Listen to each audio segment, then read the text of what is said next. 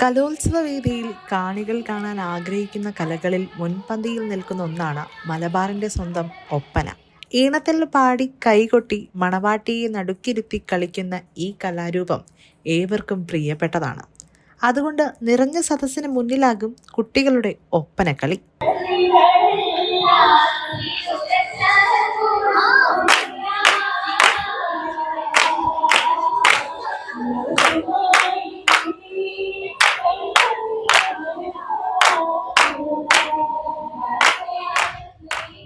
എന്നാൽ ഇവിടെ ഒരു പ്രത്യേകതയുണ്ട്.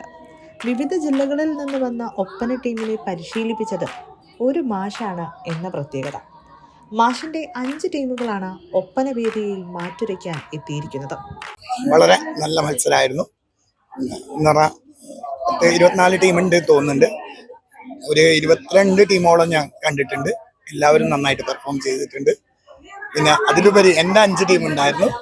അവർ അതിമനോഹരമായിട്ട് ചെയ്തിട്ടുണ്ട്. 5 ടീം.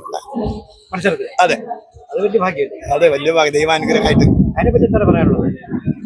5 ജില്ലയിലാണ്. 5 ജില്ലയിൽ നിന്ന് 1ാം സ്ഥാനം കിട്ടിയിട്ട് വന്ന ടീമാണ് 5 ടീം.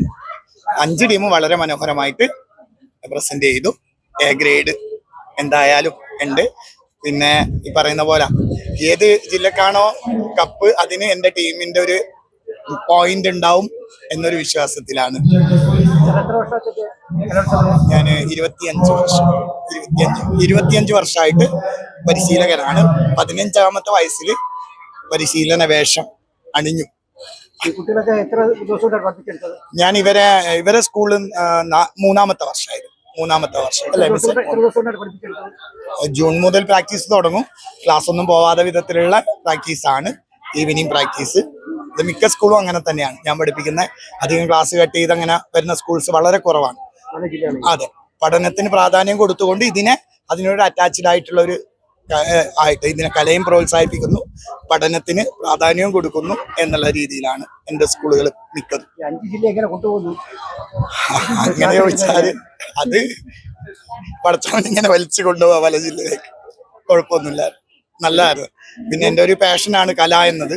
അതുകൊണ്ടാണ് ഞാൻ ഡിഗ്രി മാത്തമാറ്റിക്സ് ആണ്. ഈ ഒരു പരിശീലന വേഷം അണിയാൻ കാരണം കലയോടുള്ള അതിയായ ഇഷ്ടമാണ്. Thank you. തീർച്ചയായിട്ടും. അതെ, ക്രിസ്ത്യൻ സ്കൂളിനെ സംബന്ധിച്ചിടത്തോളം കലാപരമായിട്ട് കുട്ടികളെ നല്ലപോലെ ഉദ്ദീപിച്ചു കൊണ്ടിരുന്ന ഒരു സ്കൂളാണ്. ഇത് മാത്രമല്ല, ധാരപ്പുറം വിട്ട് വട്ടപ്പാട്ട് എല്ലാ ഐറ്റങ്ങളും ഞങ്ങൾ ഇപ്രാവശ്യം ഫസ്റ്റ് മേടിച്ചിട്ടാണ് ഇങ്ങോട്ട് വന്നിട്ടുള്ളത്. 45 കുട്ടികളെയും കൊണ്ടാണ് ഇപ്രാവശ്യം ഇവിടെ വന്നിട്ടുള്ളത്.